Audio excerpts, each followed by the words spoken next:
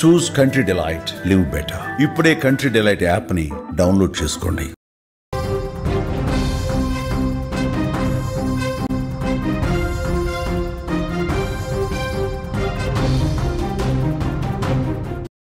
Breaking news చూస్తున్నాం. Teacher కి విద్యార్థుల తల్లిదండ్రులు దేహశుద్ధి చేశారు. ఆడపిల్లల పట్ల అసభ్యంగా ప్రవర్తించినట్లుగా తెలుస్తోంది. ఉపాధ్యాయుడు వెంకయ్యపై గతంలో కూడా ఆరోపణలు వచ్చినట్లుగా తెలుస్తోంది. నెల్లూరు జిల్లా వరికుంటపాడులో ఈ ఘటన చోటు చేసుకుంది. ఇటీవలే ఓ స్టూడెంట్ ను లాడ్జికి తీసుకెళ్లినట్లుగా కూడా ఆరోపణలు వస్తున్నాయి. ఇదే విషయంపై వెంగయ్యను తల్లిదండ్రులు నిలదీసినట్లుగా తెలుస్తోంది.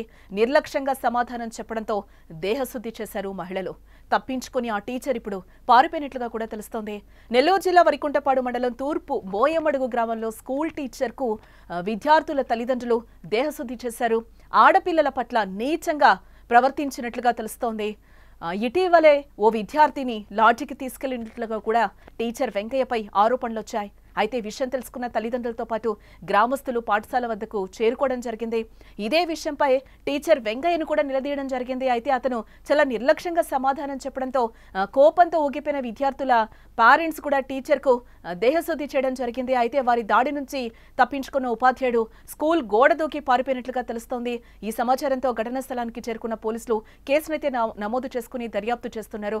ఇక ఇదే అంశానికి సంబంధించి అక్కడున్న కొంతమంది మహిళలు మాట్లాడే ప్రయత్నం చేశారు. వారు ఏం మాట్లాడుతున్నారు ఒకసారి వినే ప్రయత్నం చేద్దాం. తూర్పు బోయమడుగు పాఠశాలలో విద్యా కమిటీ నెంబర్ నేను. ఈరోజు వెంకయ్య సార్ అనే అతను ఎస్టీ అమ్మాయిని ఒక అమ్మాయిని తీసుకొని పోయి గందరగోళం అయి ఉంటే మేము పేరెంట్స్ అడగడానికి వెళ్ళాము. వెళ్తే మీ పాపం దేశపాలేదు సంతోషించండి అని మా మేము కలబడి మమ్మల్ని ఇనప రాడ్లు తీసుకొని పొడవబోయేసరికి గ్రామస్తులందరూ గలబా చేశారు. అతను పరారయ్యాడు.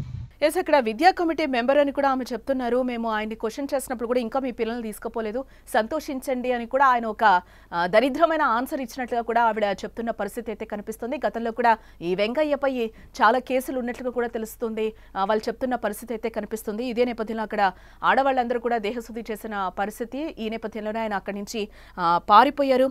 గురు బ్రహ్మ గురు విష్ణు గురుదేవో మహేశ్వర గురు సాక్షాత్ పరబ్రహ్మ తస్మై శ్రీ గురవే నమః అని అంటూ ఉంటారు.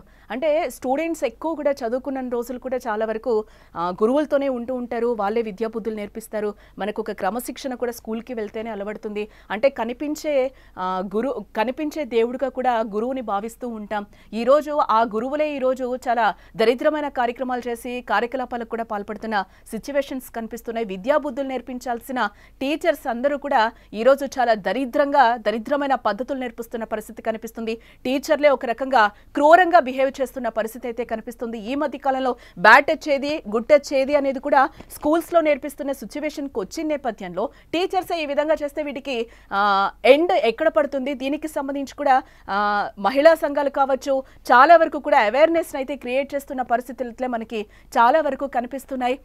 ఇదే నేపథ్యంలోనే నెల్లూరు జిల్లా వరికుంటపాడు మండలం తూర్పు బోయమడుగు గ్రామంలో కూడా స్కూల్ టీచర్ కు విద్యార్థులు తల్లిదండ్రులు దేహశుద్ధి చేశారు.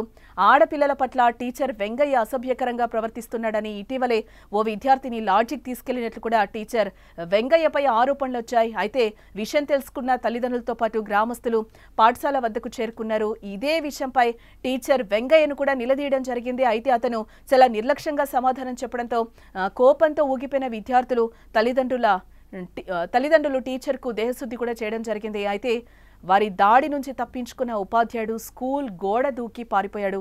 సమాచారంతో ఘటనా స్థలానికి చేరుకున్న పోలీసులు కేసు నమోదు చేసుకుని దర్యాప్తు చేస్తున్నారు.